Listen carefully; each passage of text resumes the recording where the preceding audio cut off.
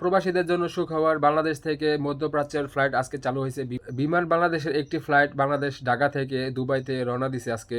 আপনারা যারা বিমান বাংলাদেশের টিকিট কাটছিলেন তারা আর কি, যাদের টিকিট ক্যান্সেল হয়ে গেছে তারা আপনারা নতুন তারিখ নিতে পারবেন। আগের মতো ফ্লাইট চলবে মধ্যপ্রাচ্যে এবং অন্য অন্য দেশগুলোতে, যেগুলোতে আর কি ক্যান্সেল হয়ে গেছে। এখন আপনাদেরকে লাইভ দেখাই যে একটা বিমান বাংলাদেশের সকালবেলা যে ঢাকা থেকে দুবাইতে রওনা দিছে, সেটা আপনাদের আজকে লাইভ দেখাই।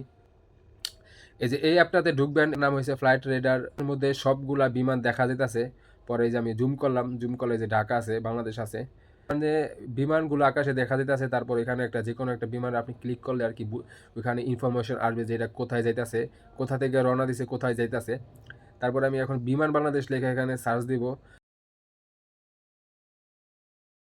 এই কয়েকটা বিমান বাংলাদেশের এয়ারলাইন আর কি চলাচল করতেছে। প্রথমটা আছে সিলেট থেকে লন্ডন, তারপর দ্বিতীয়টা আছে ঢাকা থেকে দুবাই। এখন দ্বিতীয়টা আমি ক্লিক করলাম।